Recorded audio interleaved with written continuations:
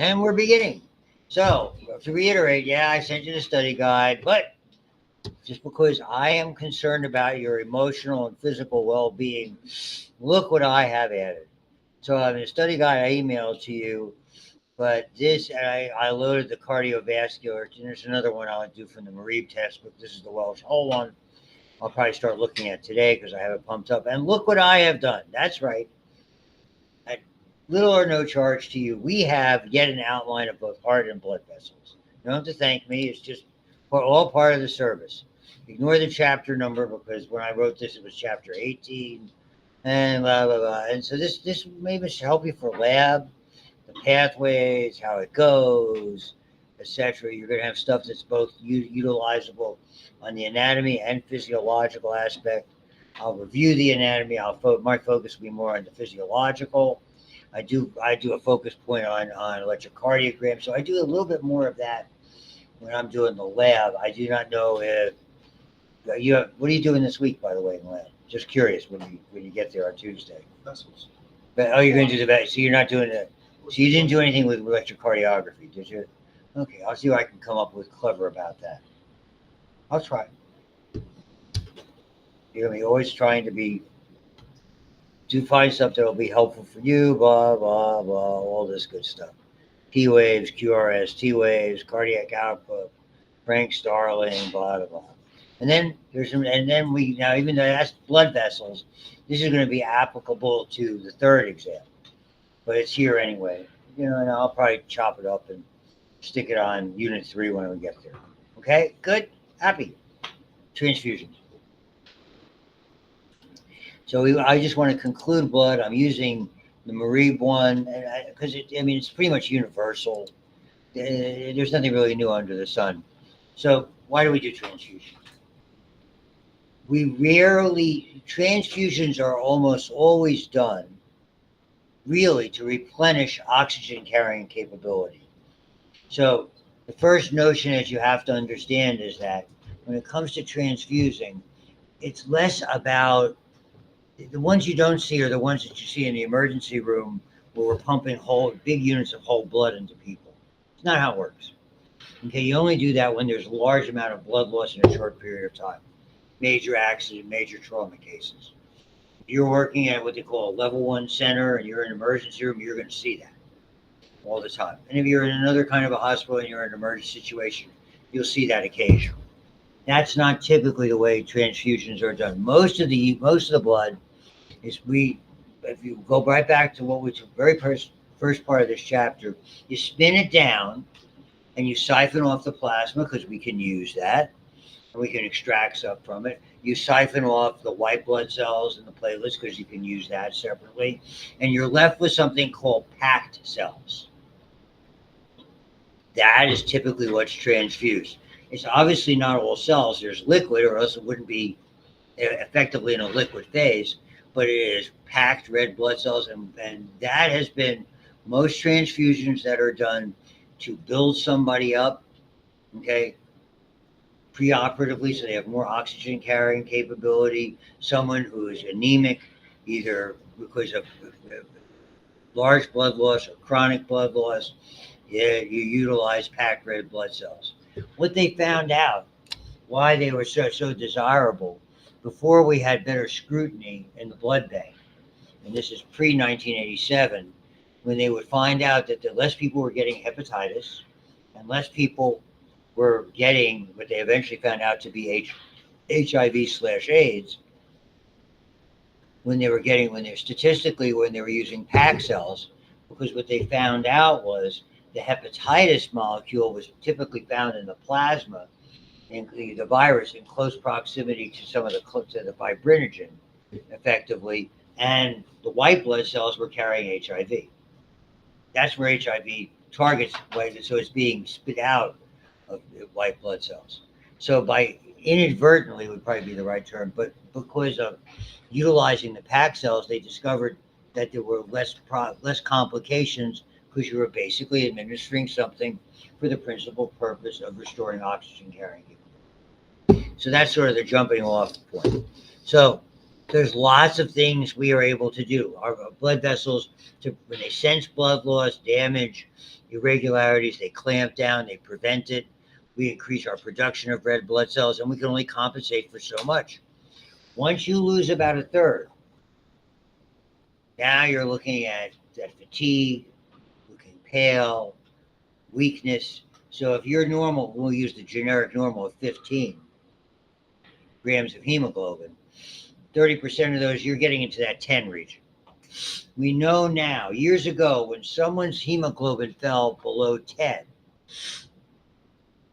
they were a candidate for transfusion. Now it probably would have to be 9, because there's other methods that we can utilize. You have erythropoietin you can utilize. You can supplement them with fluids in an effort to try to, restore a certain amount of balance and allow them to sort of, if you will, correct themselves.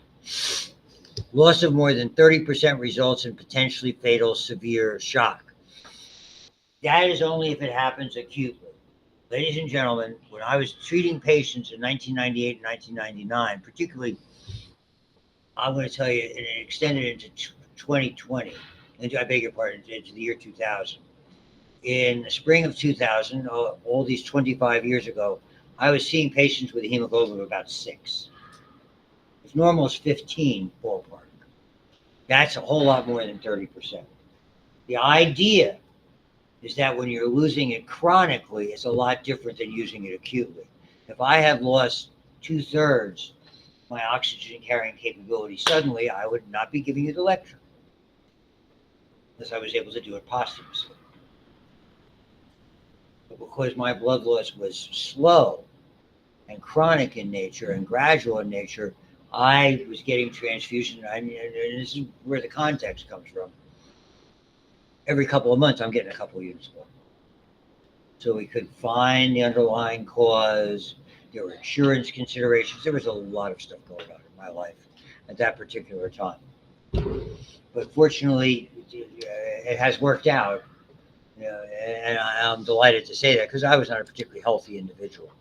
So, yes, you don't restore it, particularly if it's acute. If it's rapid, you've got to restore it right away. If it's chronic, as you can see, you have a certain amount of wiggle room. So even though you're using packed red blood cells, then that's only the oxygen carrying capability. You have to replace volume. And you can do that with, and typically this is something you'll learn about called lactated ringers. It's remember we talked a little bit in AP1 about isotonic media. Okay. Most of the time we use, normal saline. Normal meaning it's an isotonic media. It's just a salt water, lightly salted water solution.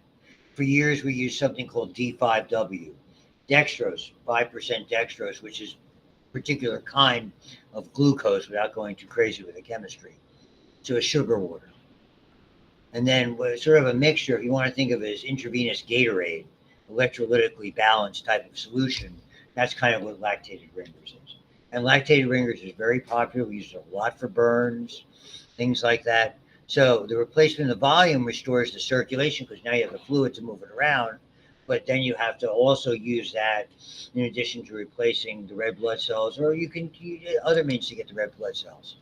So we only use whole blood when the blood loss is rapid and substantial. Typically we use packed red blood cells. And again, with the plasma, white blood cells, and they do also remove the platelets as part of it. They don't mention it here. So blood banks separate. You can see, you'll walk through, maybe did they have one last year when you walked through the gym and they had a blood drive going on in here last semester? Typically they do. Maybe they're doing someplace else. We typically see them twice a year. And the blood bank folks will come in, and when they collect that blood, and young, healthy students are a wonderful population for doing that. I think that's probably a reasonable number, about 35 days. I would have thought it might be a little bit longer. Remember, red blood cells last, depending on the author, 90 to 120 days. So they're going to hold on to it, and they're going to use it. Okay? So all of that must be determined because of transfusion reactions. And let me tell you, you may think it's unusual or rare, or how could that happen? It happens. Something that high school, a middle school student might figure out has happened in major hospitals, because a lot of times it's forest through the trees syndrome, if you want to think of it that. I will tell you the anecdote. The worst possible thing you can give, and I'll explain why very shortly, is the idea of, I have, for instance, my blood is A positive. Okay. For me to get somebody's B blood would be a nightmare. I would start to clot, my kidneys would get clogged up, I would likely die. Who would make it? Why would anybody make a mistake like that in a hospital? Some years ago, 20 plus years ago, Duke University Medical School Hospital, Duke, on any standard top 10 hospital in the United States, any standard, they had, because they didn't think, nobody thought to check. It's an absolutely true story. They were waiting for, at that time, the liver transplants had 24 hours to get a liver. They had somebody on the list waiting for a liver for it to fly into the local airport, wherever airport services, Durham, Durham and Chapel Hill, that area in North Carolina. Liver arrived simultaneously with the message for the people who were receiving it on the tarmac that the person had died. This gentleman had died. They have a network of people within half an hour of the hospital. They looked online, okay, and with their data, it pointed out to a young woman who was exactly suitable to have that liver. So the liver, which there's a lifespan of the liver at that point, we're using a cadaver, a deceased person's liver, to be able to do that surgical procedure. They got her in, they did the surgery, it was eminently successful, and about 3 days later, she was dead. Nobody did the one thing that you had to do, okay, and that was double check the blood type. It was one of those, she was B, it was A, she was A, it was B, you got the idea. Duke University Medical School. Don't think and if you talk to anybody in the medical field, there's a reason why giving a transfusion is easy. If you have an IV started, all you do is you hang the blood up and stick it in there. Why does it take two people to do an IV in any hospital? It's not like the old joke, someone to, it's like, how do you park in Pittsburgh? You need somebody to drive the car, somebody to move the chair. Pittsburgh joke, chairs, holding parking spots. You're not looking at me like you understand that. You may wonder why those chairs are out there in the winter with parking spots. Okay. Why does it take two people to hang blood? Because they have to both sign off on the blood. If you think it's what's your name and how many times they ask you that when you go into the hospital, you're having a procedure, it's nothing compared to blood. They are checking the blood, they're checking the type of the blood, the name here, the orders, and doubly signing off before somebody can hang it up on an IV pole and stick it in. That's how potentially dangerous it is. So understand, you can't hang blood by yourself. We're not talking about an emergency situation, some unique situation in a disaster or something like that. We're talking about under normal circumstances in the hospital. So that's the first thing to understand about all of these things. These happen all the time. And any physician, any nurse will tell you about amazing things that have happened in the hospital that are not good for people. Operating on the wrong person, operating on the wrong extremity, doing the wrong surgery on somebody else. Things happen. And unfortunately, bad things. It's just the nature of the beast. So all you can do is exercise due care. So when you say blood group, that's the ABO system. When you say blood type, it adds the positive and negative, the RH factor, to the group. And maybe you had this before. And so it's really erroneous here. Blood typing is the group plus the RH factor as well. And that's where we go into this. So what's unique about this system, it is atypical genetics. I'll bet all of you have had basic genetics, basic Mendelian genetics, dominant and recessive, right? This is different. This is called multiple alleles, a gene pair. That dominant and recessive you might have for hair color or eye color. Pick a trait. Okay. There's one set of alleles. The alleles are the pair of genes, dominant and recessive. This is called multiple alleles because there are three, and two of them are codominant, A and B. So the type for A and the type for B are dominant. I won't even, because they're going to happen. Anyway, that's considered codominant. And because there's three of them, two dominants and one recessive, it's considered multiple alleles. So it makes the genetics of it a little bit more complicated. Understand it is all about antigens. This is a primer for what we do, probably we'll do after break, which is the immune system. To understand antigen in the old days meant antibody generated. Antigens now are markers that your body responds to or not. We have what we call self and non-self antigens. In the first 6 months of life, your body recognizes all these surface markers, which are short chain carbohydrates sticking out of proteins, out of membranes.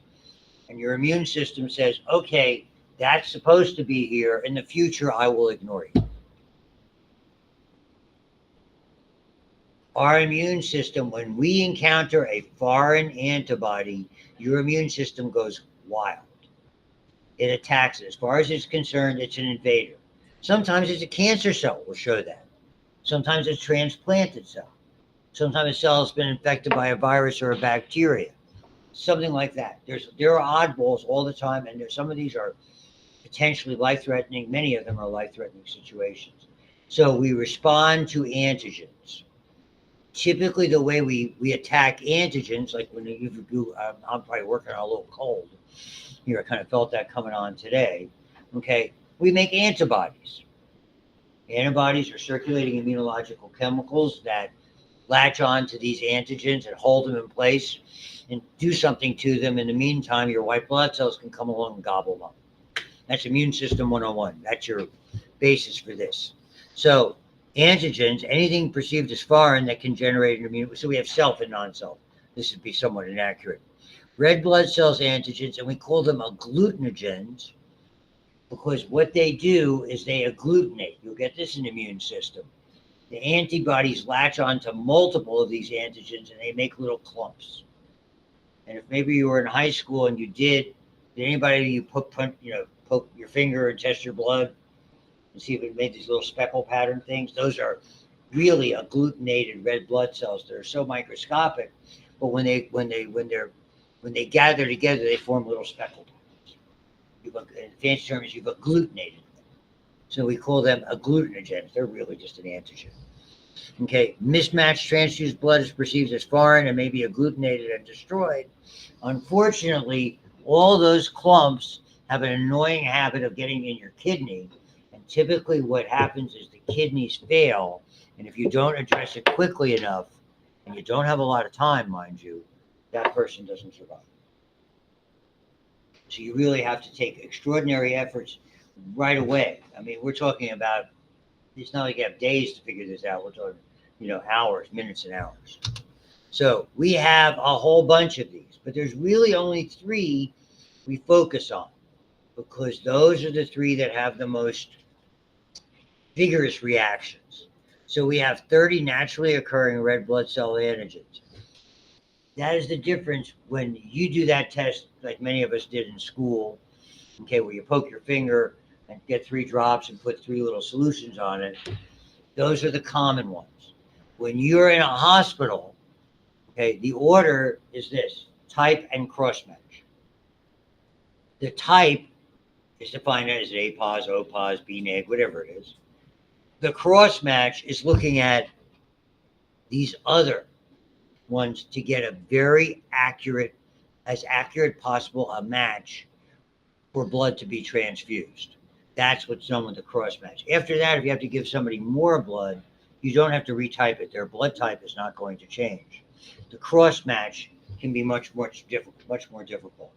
Someone like me, okay, with A positive, the second most common type of blood. O positive is number 1. A positive is number 2. Between those two, about 80% of us, 80 to 85% of us have one of those 2 types of blood. So as an A positive, they would never have, under normal circumstances, they would never have had trouble and never did have trouble getting my blood. But as every time I got a transfusion, I started to build up antibodies because it's someone else's blood. It's not yours. And if it's not your blood, your body's going to react. It's a question of minimizing the reaction. So after those, 50 to 75 units of somebody else's blood. Every time I got one, became an increasing, it went from being able to match it, literally get the blood out of the blood bank in an hour, to having to wait at least 2 or 3 days. So when I was scheduled for a transfusion, I'd have to go in 2 or 3 days before to get blood drawn to do the cross match and wait till I got a phone call. Okay, come on in, we can do your transfusion.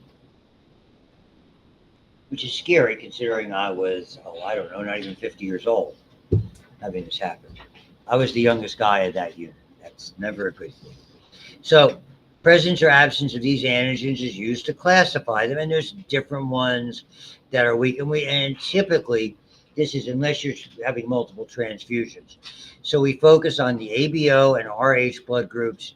They are the most vigorous reactions. They're the ones that are liable to kill somebody rapidly.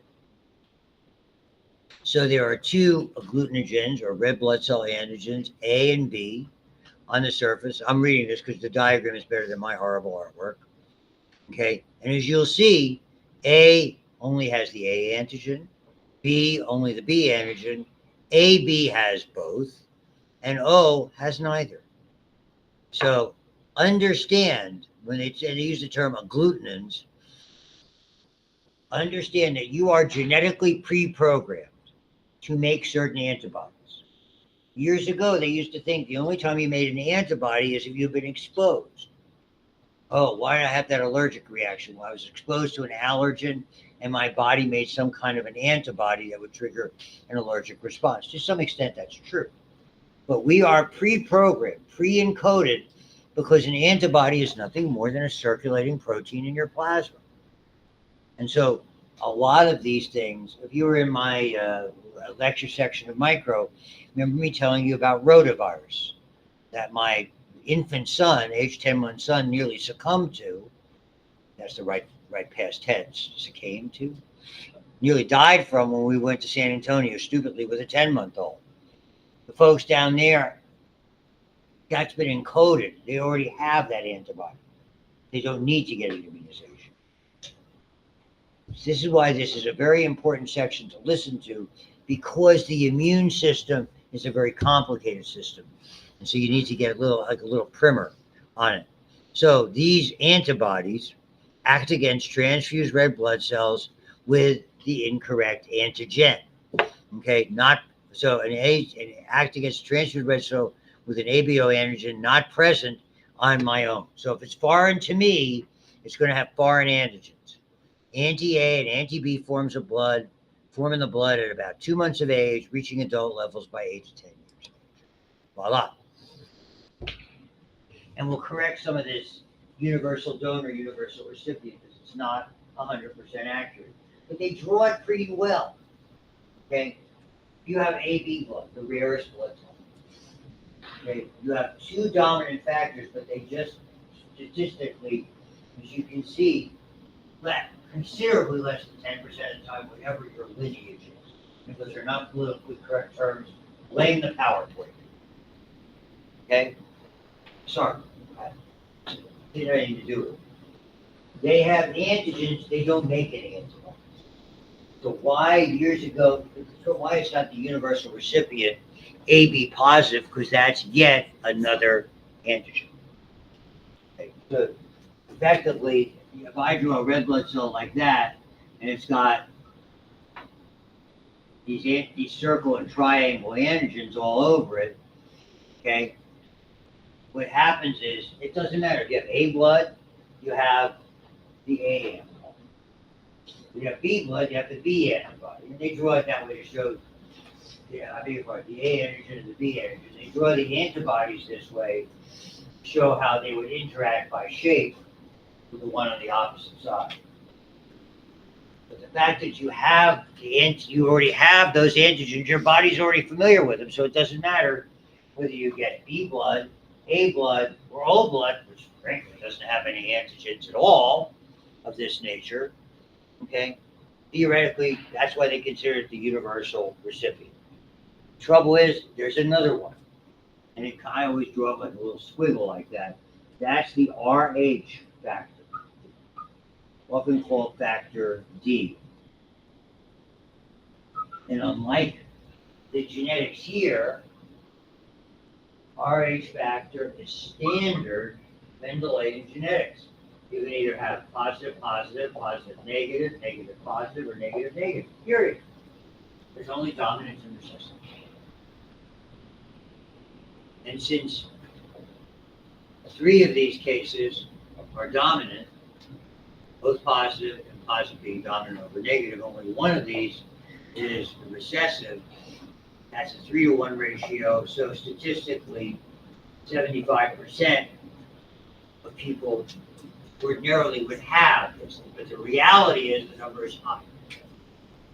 The number is probably between 80 and 85%, because since dominant is 3 times as more likely as recessive under just basic genetics, someone who is dominant is more likely to have children with someone else who's dominant.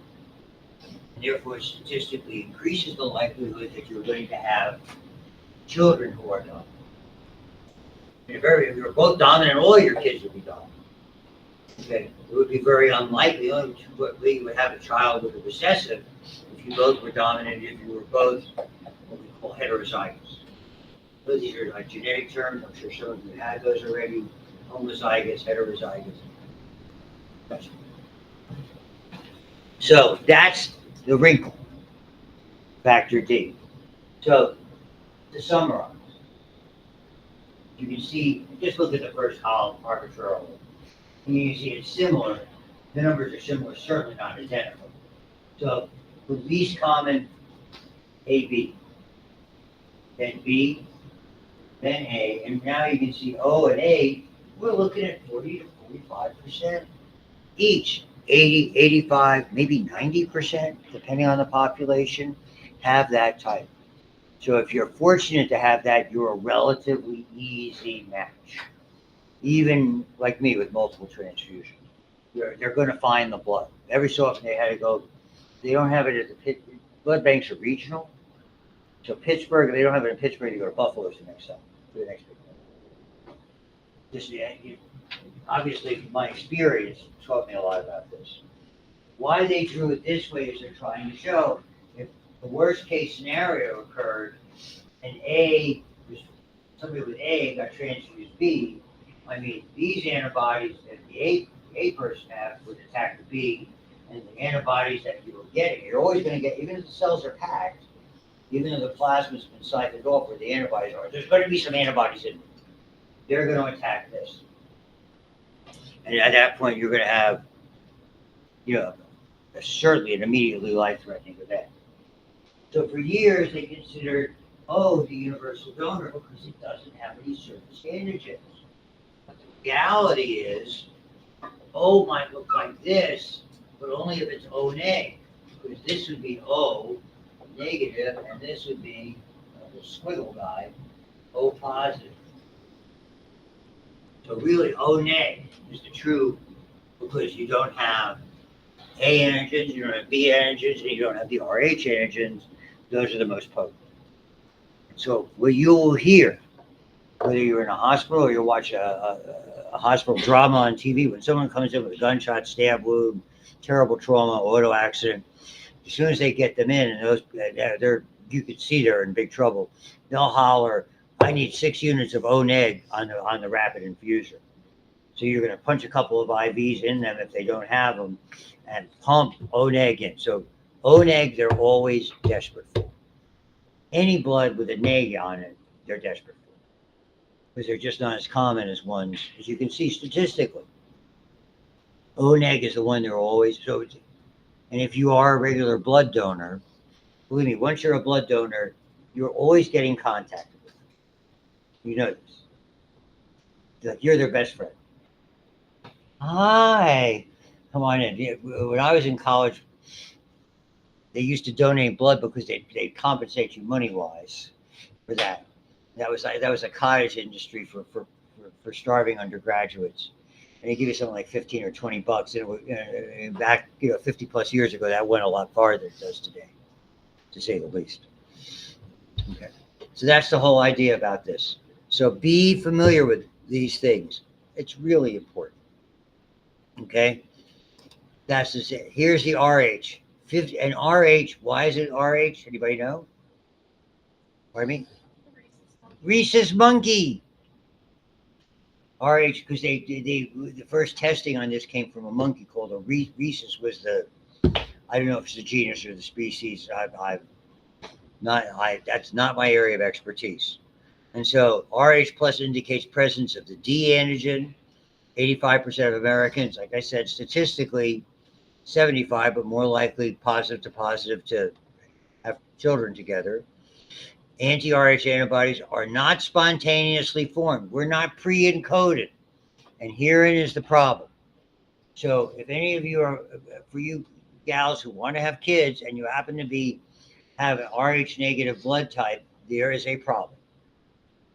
It's not an insurmountable problem. It's an eminently treatable problem, but you must be aware of it. And anybody, whether it's your family doctor, whether it's an OBGYN, who's ever around sort of supervising or interacting with you or whatever, the nurse practitioner. My daughter had her daughter by way at McGee. She was a nurse practitioner and took care of her. Okay. They will be aware of this situation. She was RH positive. It didn't really matter. So since it's not spontaneously formed in RH negative individuals, anti-RH antibodies form if the RH negative individual receives RH positive blood or an RH negative mom is carrying an RH positive fetus. And it's not the first baby that's the problem. It doesn't matter. If you're an RH negative mom and you're carrying an RH positive fetus, which is certainly the likelihood given statistics, once that pregnancy ends, whether it's a spontaneous abortion, whether it's an intended abortion, whether it's a miscarriage, whether it terminates in a birth, whether a stillbirth or a live birth, at that point, your bloodstream is going to be exposed to RH positive. And you will start to make antibodies to it immediately. That means the second exposure, should your next child, or if that, or even if under a scenario where that first child, for whatever reason, did not survive, and now it's a second child, you have to take significant precautions for this. Because you want to avoid this, which is called erythroblastosis fetalis. Antibodies, those RH antibodies to the positive, those anti-RH positive antibodies will pass the placental barriers. Not everything passes through the placental barrier. Antibodies do. That's how, when you're born, your protection, your immune system, which is not functional yet, you have to rely on antibodies from your mom to protect you for the first 6 months. We learn about that in immune system. This is just another example of it. So what happens is those antibodies, in this case, are not going to protect you. They're antibodies, they're chemicals. They're going to attack those RH positive blood cells that are forming. So the first pregnancy, the mother, during delivery, born healthy is not accurate. But and again, it's PowerPoint people. But mother synthesized the anti-RH antibodies. The second pregnancy, those antibodies cross the barrier and destroy the RH positive baby. So you have pre-birth transfusions, you have exchange transfusions after birth, and very often this is the chemical that's used. You'll certainly know someone eventually who's used this or familiar with it, called ROGAM. So it's a serum containing anti-RH, can prevent the RH negative mother from being sensitized. I don't know what the guidelines or how it's used, but whoever is going to be conducting the medical aspect of the pregnancy would certainly be aware of it. So transfusion reactions mismatch. Donor cells attack recipient's plasma agglutinins. Okay. So the antibodies attack those cells. They agglutinate, clogging them. They release hemoglobin. Not only does it affect oxygen or blood flow, this is the big problem. Renal failure. And these are the things. With all those transfusions that I had, and thankfully I never had a reaction. But what they said, okay, for this, first thing, monitor temperature. If you're administering blood, when that patient leaves, wherever that area is on an outpatient basis, you're going to tell them all of these things, but you'll want them to check their temperature probably every hour for maybe 6 or 8 hours. Simple enough to do. Do any kind of temperature check. There's a zillion devices that we have today looking for, and then any of these things, and they would call wherever it was, whether it was, I was taking the medical unit, which is the cancer medical unit from St. Margaret's in Aspinwall. I had all these done. Kidney damage, fluids, and diuretics. And again, the correct ones. The safest blood you can get is your own. So autologous transfusions are pre-donations. So sometimes when someone's having an elective surgery, like they're having a hip replacement, a shoulder replacement, maybe a large amount of plastic procedure where there could be a lot of bleeding. There are plenty of procedures where this happens. Hip and shoulder procedures, because it's very hard to administer a tourniquet, not just an elective procedure to do what's called implant arthroplasty. You'll pre-donate a couple of blood, a couple of units of blood. They'll have it on board if you need it. If they don't, just the blood bank will find a way to use it. Believe me, as soon as you're cool with that. The next safest blood, and people are erroneously taught directed donations. Oh, my Uncle Harry has the same blood type I do. He'll come in and have blood put aside for me. Since 1987, the second safest blood is blood bank blood. It is statistically, I'm not saying that Uncle Harry was fooled around, okay? He might have been. Okay. Statistically, the safest blood bank blood. So people need to understand that.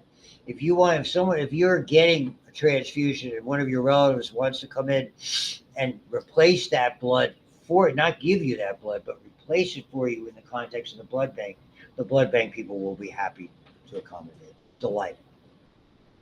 Because you're using up a resource that's by any standard a limited resource.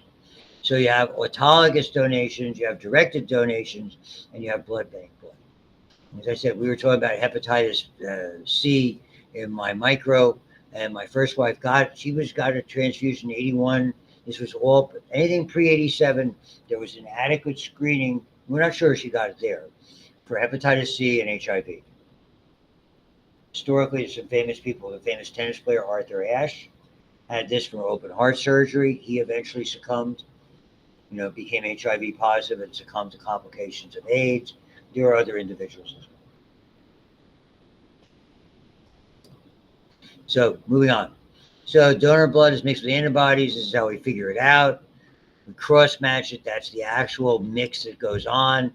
This is the one that you might be familiar with. This is agglutination. So here you can see, here's type B blood. You can see that speckle pattern is the giveaway. This is no reaction. This is the reaction that occurs. O is harder to see. The clumping is more generic. It's not so much agglutinating, but the agglutination reaction is not as vivid. Be the way I would describe it. So I do not know if from a liability perspective, if we are allowed to do them in the AP lab. Since I'm not doing the lab, I really don't. So then this is just the other stuff. So again, I showed you my own blood tests. These are some of the tests we do. For years, doing prothrombin times and other tests and platelet counts was sufficient. Typically, we do generic blood tests preoperatively, electively, to make sure that we're not missing something. And that's why it's so important for many of you, thorough history taking. Did anybody bleed a lot? Did they have problems under anesthesia? These are such important questions. And frankly, a lot of times, and I'm speaking to you, are going to be a nurse, nursing and healthcare. You're the ones how to get people to talk to you. Don't interrogate, interact. Can't say it enough. For whatever reason, people like to talk to me. And I don't like to talk to them.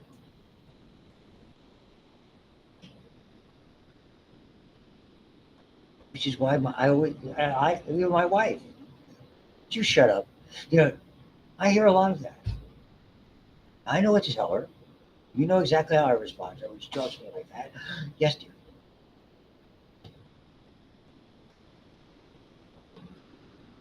which is why I've stayed alive. So, now that I have a brief time to introduce the heart, I love it. This is like one of my favorite chapters. We're starting to get into the good stuff. Now we're really getting into systems. We did endocrine. We've done blood. Okay? They're fun. The peripheral nervous system. Now we're getting to real systems.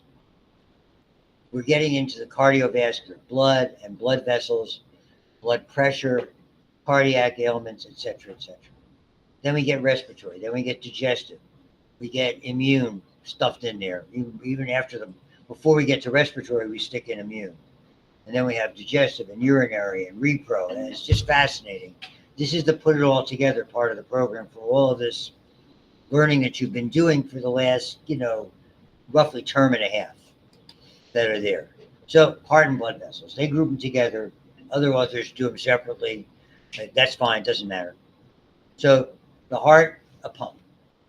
Easiest thing, you had this in lab. It's a closed system, your circulation. Basically, it's a series of tubes that, if you wanted to make it, you see all the diagrams, they start here, and then by closing the end here, you got one that goes to your body, you have another one that goes to your lungs. You have the pulmonary or lung circulation, you have the systemic circulation. That's it. It's closed. What does it mean by closed? The blood comes in. The only openings are down at the capillary level where we exchange oxygen and carbon dioxide, nutrients and waste products, That's it. And all of this is facilitated, makes it happen because in the middle of the darn thing, right here, you got a pump. It's almost like the external. It's like you got a bunch of tubes and you have an outside muscle that's sitting there and just go again for like the 800th time, more rapidly than once a second, every second that you are alive. So, which is why on Friday and Saturday, I was dragged kicking and screaming to the gym and on the treadmill. I don't want to go. And again, said, you're going, and I can know the answer. See? So I was on that treadmill, plugged in, dancing around. You make me feel like dancing. No. So I'm very disco-ish. Disco is good for exercise. Upbeat. Fast music. It's in touch with my inner Bee Gees. So the heart, it's hollow. It's a muscle, basically a blood vessel that's giant. It's a giant amount of muscle that can pump all the other ones. Okay. I don't know about conical shape, it's got a base and it's got an apex. You already learned about that. And it transports everything. Nutrients, waste products, gases are dissolved. That whole blood is a very, very complex liquid that we have. By definition, you're sure you'll learn this in lab. Arteries have nothing to do with oxygenated blood or deoxygenated blood. Arteries go away from the heart. Veins bring it back to the heart. That's the idea. The pulmonary artery is the only artery with deoxygenated blood, and the pulmonary veins are the only veins, with the exception of the umbilical blood supply. But we're not going to talk umbilical. So in the unborn, that's a different story. And all that is because the mom's breathing for the baby.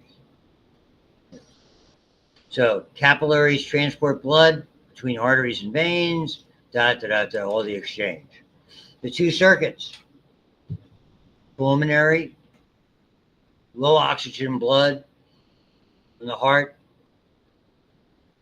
gets rid of the carbon dioxide, picks up the oxygen, and it's all about equality.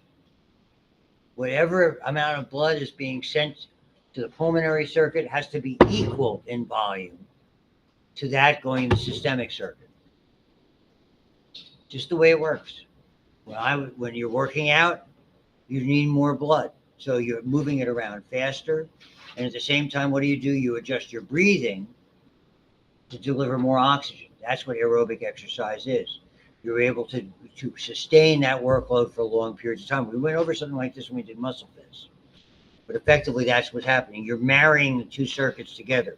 Whether you're increasing, the only thing you make when you're doing aerobic exercise is you're increasing the rate and depth of respiration to compensate.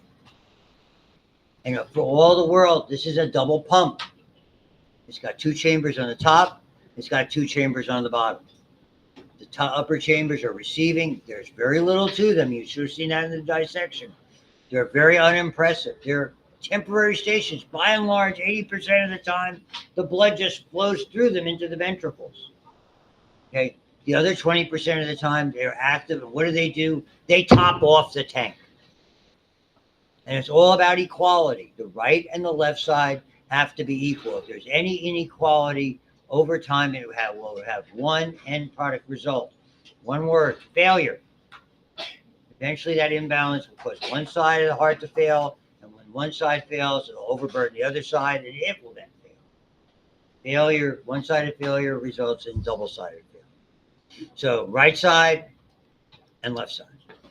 Standard illustration, we're almost done. You can see whether the tissue cells are here or here, and I'm sure you went over all the names of the blood, smear, vena cava, blah, blah. So that's standard anatomy 101. Okay, I'll review it with you and take a look at it. I just want to get to me, that's more anatomy based, so we'll talk about that. But I think really what we need to look at when we get our cells moving with this, pretty much the same stuff.